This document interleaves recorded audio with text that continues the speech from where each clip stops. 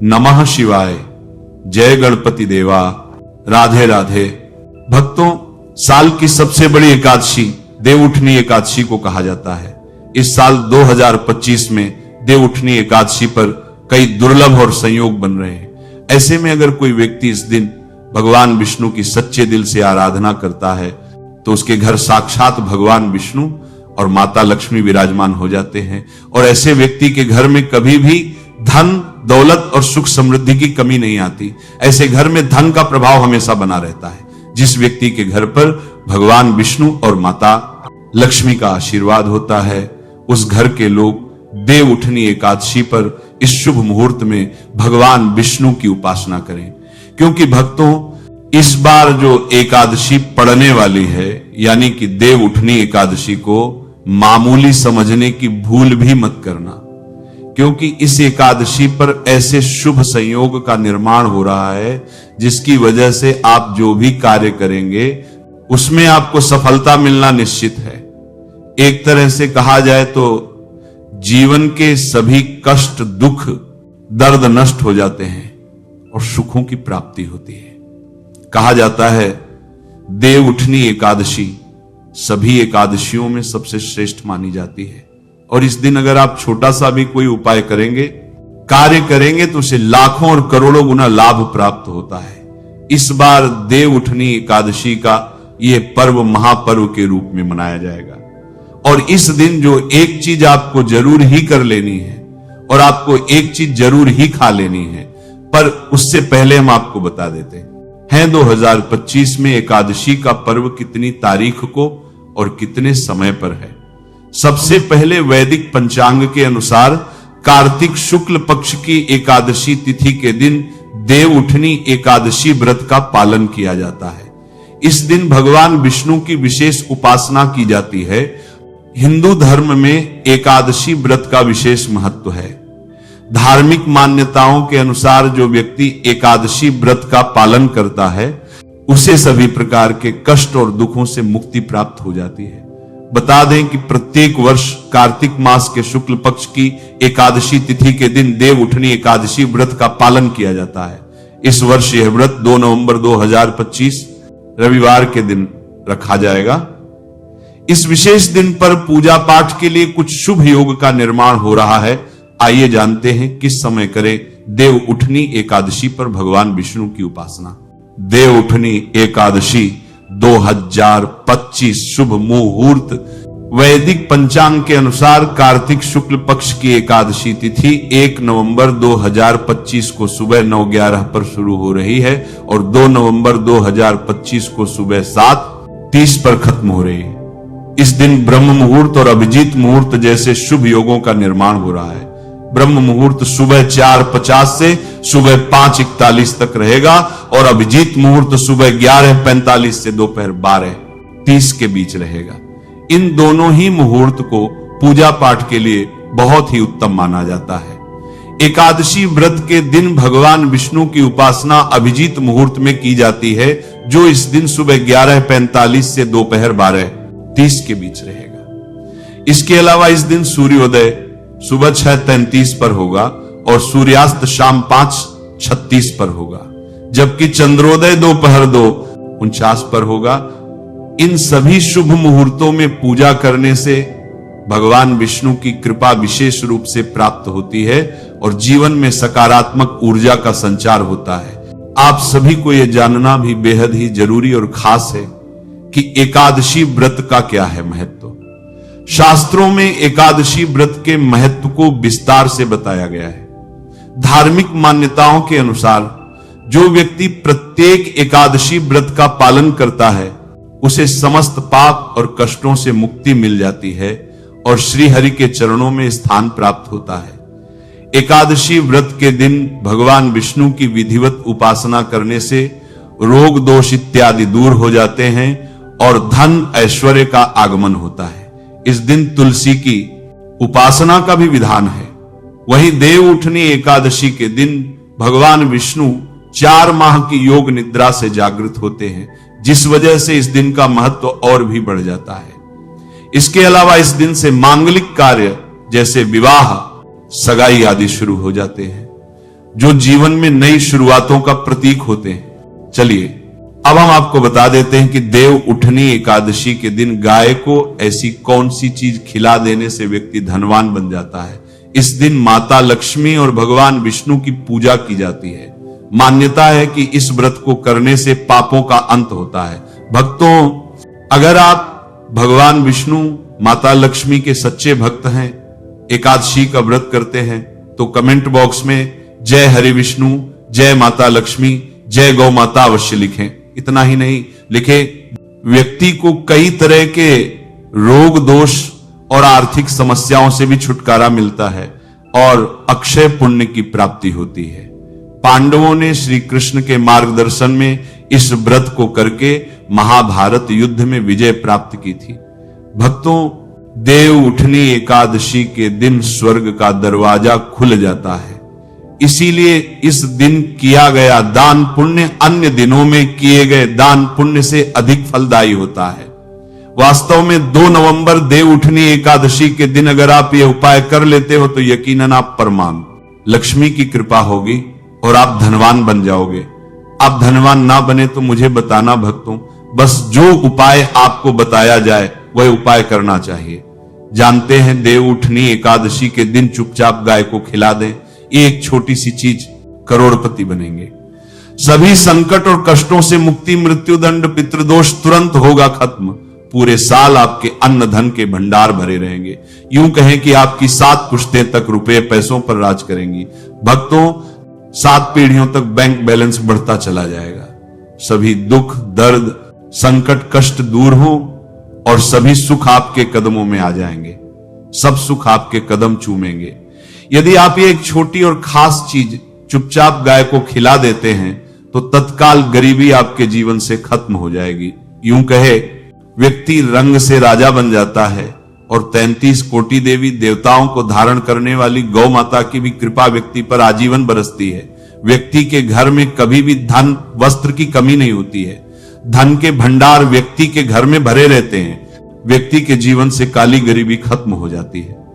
तो भक्तों, कौन कौन से वे गाय से जुड़े खास और महत्वपूर्ण उपाय हैं जिन्हें यदि आप एकादशी के दिन कर लेते हैं तो भक्तों यकीन मानिए आपके घर में अन्न धन के भंडार सदैव भरे रहेंगे। जो भी जीवन के दुख दर्द संकटग्रस्त है वह सभी दूर हो जाएं। जीवन में अपार धन सुख संपत्ति की प्राप्ति हो जाएगी। कभी भी धन से संबंधित परेशानी नहीं रहेगी। आर्थिक स्थिति आपकी प्रबल हो जाएगी। धन प्राप्ति के योग बन जाएंगे और जीवन में सदैव अनंत धन के भंडार आपके घर में भरे रहेंगे। अनंत धन वस्त्र की कभी कमी नहीं होगी। यदि आप चाहते हैं आप और आपके परिवार पर सदैव गौ माता की कृपा से, आपके पितरों की कृपा से, देवी देवताओं की कृपा से, तो भक्तों वीडियो को देखकर जाना, बहुत ही फायदेमंद वीडियो है। तो चलिए शुरू करते हैं। बावतरना शातक को देखा है, बावलों को देखा है, कौन कौन सी गाय से जुड़ी हुई उपाय हैं। भक्तों, सनातन परंपरा में गाय, गंगा और गायत्री का बहुत ज्यादा धार्मिक महत्व है। मान्यता है कि गौ माता के शरीर पर 33 कोटि देवी देवताओं का वास होता है।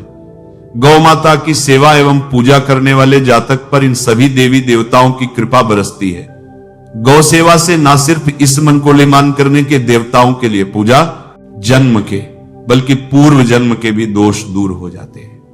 प्रत्येक सुबह जब आपके घर में भोजन बनना प्रारंभ हो तो सबसे पहले बनाई गई रोटी को आप गौ माता के नाम से निकाल दें और गौ माता को इस रोटी को खिलाएं। यदि संभव हो तो काली गाय को खिलाएं। यदि काली गाय ना मिले तो सफेद गाय को खिला दें। प्रत्येक पूजा और मांगलिक कार्य में गौ माता या उनसे जुड़ी चीजें जैसे गाय का गोबर, गोमूत्र, गाय का दूध अथवा गाय के दूध का उपयोग किया जाता है।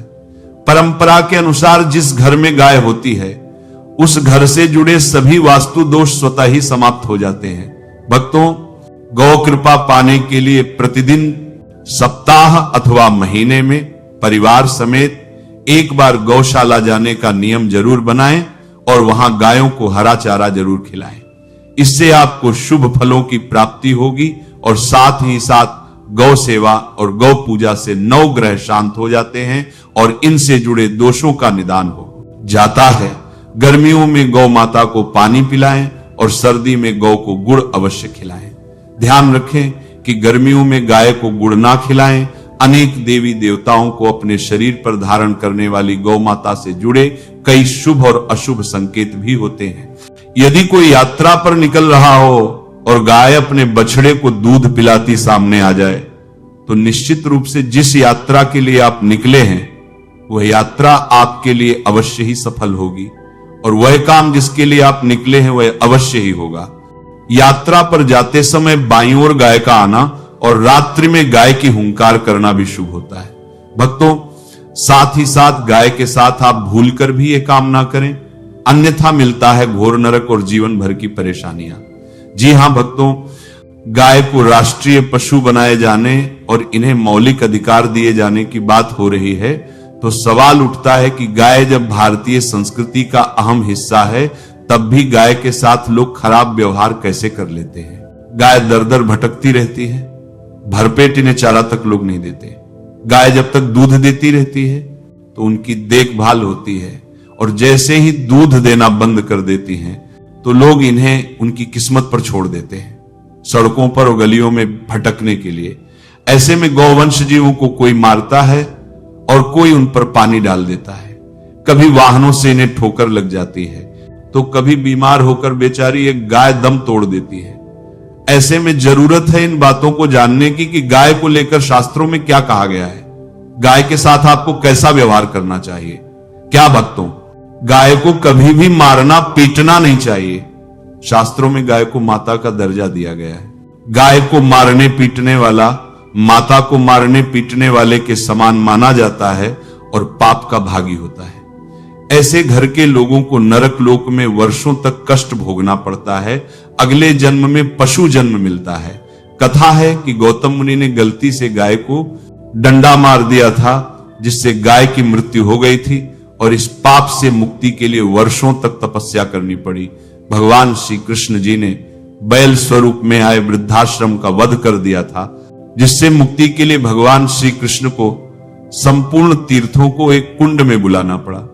इस कुंड में स्नान से वह पाप मुक्त हो गए थे।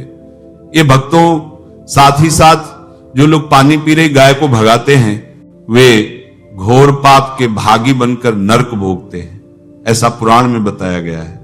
जबकि जो लोग गाय के लिए प्याऊ और चारा बनवाते हैं वह महाभाग्यवान होते हैं। ऐसे लोग घोर पाप से मुक्त होकर स्वर्ग पा जाते हैं और बड़े ही धनवान कुल में जन्म लेकर सुख भोगते हैं। और साथ ही साथ आराम कर रही गाय को कष्ट देकर कभी भी उठाना नहीं चाहिए। कहते हैं कि जिस स्थान पर गाय बैठी है वहां से नकारात्मक ऊर्जा समाप्त हो जाती है। गाय के रहने की जगह को जो लोग नियमित साफ रखते हैं वे पूर्व जन्म में किए गए जाने अजाने में पापों से मुक्त हो जाते हैं और गोलोक में स्थान पाते हैं। गाय को डंडा मारकर उठाना, पानी डालकर उठाने से मनुष्य पाप का भागी बनता है और अगले जन्म में उसे दर दर भटकना पड़ता है। और साथ ही साथ शास्त्रों में बताया गया है कि गाय का दूध उसके बछड़े के लिए होता है। गाय के बछड़े से बचा हुआ दूध ही मनुष्य को लेना चाहिए। परंतु कुछ लोग गाय से एक बार दूध लेने के बाद फिर से बछड़े के लिए बचा हुआ दूध भी दोह लेते हैं। ऐसा करना महापाप कहा जाता है। ऐसे दूध को निकालने वाला और ग्रहण करने वाला दोनों ही पाप के भाग्य बन जाते हैं। भक्तों, साथ ही साथ शास्त्रों में कहा गया है कि गौवंश यानी गाय और बैल की पीठ पर नहीं बैठना चाहिए। उनकी पीठ पर बैठने से महापाप लगता है। ऐसे लोगों को नरक की यात्रा भोगनी पड़ती है।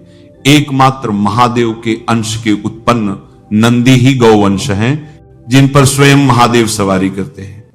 जो कि नंदी ने स्वयं अपनी इच्छा से महादेव की सवारी बनना स्वीकार किया था। और साथ ही साथ शास्त्रों में गाय के दान को बहुत ही महत्व दिया गया है। परंतु ऐसी गाय का दान कभी नहीं करना चाहिए जो बूढ़ी और बीमार हो। नचिकेता की कथा भी इस संदर्भ में है कि जिस नचिकेता ने पिता द्वारा बूढ़ी गाय को दान करने पर आपत्ति जताई थी, दूध देने वाली और बछड़े सहित जो लोग गाय का दान करते हैं वे स्वर्ग में स्थान पाते हैं। भक्तों, साथ ही साथ सूर्य, चंद्र, मंगल या शुक्र की युति राहु से होकर संबंध पिता से एवं केतु का संबंध रक्त से होने के कारण सूर्य यदि शनि राहु और केतु के साथ स्थित हो या दृष्टि संबंध हो तथा मंगल की युति राहु या केतु से हो तो पितृदोष होता है। इस दोष से जीवन संघर्षपूर्ण बन जाता है। यदि पितृदोष हो तो गाय को प्रतिदिन या किसी भी एकादशी को या किसी भी पूर्णिमा के दिन या अमावस्या को रोटी, गुड़, चारा आदि खिलाने से पितृदोष समाप्त हो जाता है। साथ ही साथ यह संकेत भी जान लें, यदि आप यात्रा में जा रहे हैं और सामने आपके गाय पड़ जाए अथवा अपने बच्चों को दूध पिलाती हुई सामने दिख जाए तो समझ जाना कि यात्रा आपके लिए अवश्य ही सफल होगी। और साथ ही साथ जिस घर में गाय होती है उस घर में वास्तु दोष स्वतः ही समाप्त हो जाता है। और साथ ही साथ आपको बता दें कि गाय को आप जो भी रोटी, गुड़ और चारा खिलाते हैं, गाय को अगर आपने रोटी बनाई है तो कोशिश करें कि उसे रोटी को तुरंत ही गाय को दे दें। अगर आप उसे रोटी को रख देंगे और उसे रोटी को अगले दिन देंगे तो वह रोटी बासी मानी जाएगी। गाय को कभी भी बासी रोटी ना दें, इससे घर में नकारात्मक ऊर्जा वास करती है और जो भी कार्य आपके बनने वाले होंगे वह कार्य भी आपके बिल्कुल भी नहीं बनेंगे। इससे आपके घर में हमेशा दरिद्रता का वास रहेगा और आप जिस भी कार्य को करेंगे उसमें आपको हमेशा असफलता ही हाथ लगेगी। इसलिए कोशिश करें कि गाय को रोजाना रोटी बनाकर खिलाएं और रोटी को बिल्कुल ना रखें। बासी रोटी गाय को ना दें और साथ ही साथ सड़ी गली चीज गाय को नहीं खिलानी चाहिए कि घर में कोई फल है, कोई सब्जी है, सड़ जाए तो लोग क्या करते हैं, गाय को खिला देते हैं। ऐसा हमें बिल्कुल भी नहीं करना चाहिए। ऐसा करने से यदि आप गाय को खिलाते हैं तो आप अपने भाग्य से खेलते हैं। आप बिल्कुल भी गाय को सड़ी गली चीज नहीं खिलाएं और साथ ही साथ आप आटे की 11 लोइयां बनाकर इनके ऊपर हल्दी लगाइए। इसके बाद आप उन 11 लोइयों को एक एक करके गाय को खिलाएं। प्रत्येक लोई को खिलाते समय गाय की सींग पर आप हाथ फेरे, पीठ पर हाथ फेरे, मस्तक पर हाथ फेरे, माता गाय के आप चरणों का स्पर्श करें। ये भक्तों, ऐसा करने से आपके समस्त कार्य बनने लगेंगे। जो दुख का समय चल रहा है वह भी समाप्त होगा। आपके जीवन में खुशियां ही खुशियां होंगी और एक बार आप 7 बार गाय की परिक्रमा भी कर लें तो आपके समस्त कार्य पूर्ण होंगे। और साथ ही साथ आप गाय को जब भी रोटी दें, रोटी पर या तो आप थोड़ी सी हल्दी लगा लें या थोड़ा गुड़ रख लें। अगर गुड़ ना हो तो थोड़ा आप मिश्री रख सकते हैं, थोड़ा घी रख सकते हैं। भक्तों, गाय को कभी भी सूखी रोटी ना खिलाएं। सूखी रोटी मतलब गाय जो रोटी खिलाएं उस पर कुछ ना कुछ रख कर खिलाएं। हल्दी रख लें, गुड़ रख लें, मिश्री रख लें या जो भी रख लें, लेकिन खाली रोटी नहीं खिलानी है। आपको ध्यान इस बात का रखना है दोस्त, गाय के अंदर सभी देवी देवताओं का निवास माना जाता है। तो आप सुबह जो पहली रोटी बनाते हैं वो अगर गाय को खिलाते हैं तो सभी देवी देवताओं का आशीर्वाद मिलता है। गाय को गुरु के साथ जोड़ा गया है, यानी गुरु ग्रह के साथ, बृहस्पति ग्रह के साथ। इसीलिए एकादशी के दिन गाय को रोटी पर एक चुटकी हल्दी डालकर खिलाएं तो सुख, संपत्ति, धन, ऐश्वर्य बढ़ता है, दुष्ट ग्रह शांत हो जाते हैं। जो लोग मानसिक रूप से परेशान हैं वह गाय को रोटी पर थोड़ा सा गुड़ रखकर खिलाएं तो सकारात्मक ऊर्जा आती है, टेंशन खत्म होती है। इससे आपको शुभ फलों की प्राप्ति होगी। देव उठनी एकादशी पर तुलसी विवाह अगर आप करते हैं तथा अगर विष्णु जी की आप पूजन करते हैं तो विशेष रूप से कुछ आपको सावधानी रखनी चाहिए, या फिर आप हो सके तो ये उपाय जरूर करना, ये सावधानी जरूर बरतना है। तो तुलसी के पौधे के चारों तरफ आपको स्तंभ जरूर बनाना चाहिए, फिर तोरण जरूर सजाना चाहिए, रंगोली से अष्टदल कमल जरूर बनाएं। शंख, चक्र और गाय के पद, ये तीनों चीज जरूर बनाना चाहिए। ऐसा माना जाता है कि इस दिन शंख, चक्र और गाय के पद बनाए जाते हैं तो ऐसे घर में भगवान नारायण तथा माता लक्ष्मी स्थायी रूप से वास करती है। इनकी दिव्य शक्तियां सूक्ष्म रूप से आपके घर में वास करती हैं। तुलसी के साथ आंवले का गमला इस दिन जरूर लगाना। तुलसी के साथ साथ आंवले का भी पूजन जरूर करना, क्योंकि आंवले को भगवान विष्णु जी अर्थात नारायण जी के स्वरूप माना जाता है और तुलसी माता को लक्ष्मी जी का स्वरूप कहा गया है। जिस प्रकार नारायण के बिना तुलसी अधूरी है, उसी प्रकार तुलसी के बिना नारायण भी अधूरे हैं। अर्थात भगवान जो नारायण हैं या आंवले के स्वरूप में विराजमान होते हैं और माता तुलसी जो है ये लक्ष्मी के स्वरूप कह गई हैं। ये माता लक्ष्मी तुलसी के रूप में विराजित हैं। इस दिन हो सके तो तुलसी का 5 उपचार से पूजन जरूर करना। भक्तों, कक्षक श्री मंत्र तुलसी का आप जरूर जपना। कक्षक श्री मंत्र इस प्रकार से है, श्री हिम कलीम एवं वृंदावन स्वाहा, यह श्री मंत्र है। माता तुलसी जी से बहुत प्रसन्न होती हैं। इस दिन घी का दीप और धूप जरूर दिखाना। सिंदूर, रोली, चंदन और नैवेद्य, ये 4 चीज है। तुलसी माता को चढ़ाने से माता अखंड सौभाग्यवती का वरदान देती हैं। पुरुष चढ़ाते हैं तो ऐसे पुरुष के जीवन में फिर विष्णु जी की कृपा से कमी नहीं होती है। ऐसे पुरुष धर्म के मार्ग में चलने वाले होते हैं, धन की कमी कभी नहीं होती। हो सके तो इस दिन तुलसी माता को वस्त्र, अलंकार से सुशोभित वस्त्र, अलंकार आपको भेंट करना है। भक्तों, लक्ष्मी जी का स्तोत्र या दामोदर स्तोत्र, ये जो पाठ कहे गए हैं, ये आपको जरूर करना चाहिए। तुलसी के चारों ओर दीपदान जरूर करें। ऐसा माना जाता है कि जो भी व्यक्ति तुलसी को एकादशी की तिथि में दीपदान करते हैं चारों तरफ, तो ऐसे व्यक्ति को मृत्यु के पश्चात कभी भी अंधेरे की प्राप्ति नहीं होती। का मतलब है कि आप जो दीप दान करते हैं वह दीप प्रकाशित होते हुए आपकी जीवात्मा को स्वर्ग तक पहुंचने में मदद करते हैं। हो सके तो इस दिन दीप दान जरूर करें और दान करने से हमारे पूर्वज की आत्मा को भी शांति मिलती है। जो हमारे पूर्वज किसी कारणवश भोग रहे, किसी कारणवश उन्हें स्वर्ग की प्राप्ति नहीं हो रही, तो दीप दान करने से उन्हें स्वर्ग की प्राप्ति होती है। भक्तों, एकादशी के दिन भगवान विष्णु जी को तुलसी जरूर चढ़ाना चाहिए। ऐसा माना जाता है कि इस दिन एक तुलसी का पत्ता चढ़ाने से 6000 गोदान के बराबर की प्राप्ति होती है। भगवान नारायण को इस दिन केवल एक तुलसी का पत्ता चढ़ाने से असंख्य गोदान के बराबर पुण्य की प्राप्ति होती है। लेकिन आज के दिन जान लीजिए, अर्थात इस दिन देव उठनी एकादशी के दिन गलती से भी तुलसी का पत्ता नहीं तोड़ा जाता, जो कि पत्ता आपको पहले से ही तोड़कर रखना है। जिन दंपतियों के यहां संतान ना हो तो ऐसे व्यक्ति तुलसी नमस्कार जरूर पढ़ें, इससे संतान की प्राप्ति होती है। तुलसी नमस्कार के पाठ से सिर्फ शीघ्र ही, जिनका विवाह नहीं हो पाता तो उनके शीघ्र ही विवाह हो जाता है, बल्कि जो व्यक्ति विच्छेदन हो चुके हैं, जिनका कोर्ट कचहरी के मामले में कोई बड़ा केस अगर चलता है तो समस्या भी दूर हो जाती है। भक्तों, नए घर में तुलसी का पौधा इस दिन लगने से श्री हरि भगवान विष्णु जी बहुत प्रसन्न होते हैं और ऐसे घर में सभी प्रकार की मंगलकारी चीज प्रदान करते हैं।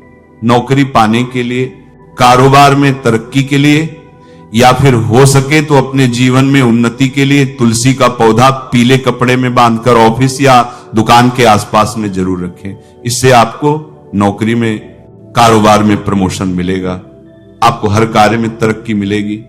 आप अपने घर में भी ये कार्य कर सकते हैं। देव उठनी एकादशी पर इस दिन आप हो सके तो भगवान विष्णु के मंदिर में जाकर विष्णु सहस्त्रनाम का पाठ भी जरूर करें, क्योंकि इससे जीवन में स्थिरता आती है और सभी बाधाएं दूर हो जाती हैं। इसके अलावा इस दिन फलाहार करके व्रत रखने से शरीर की शुद्धि होती है और मन में शांति का वास होता है।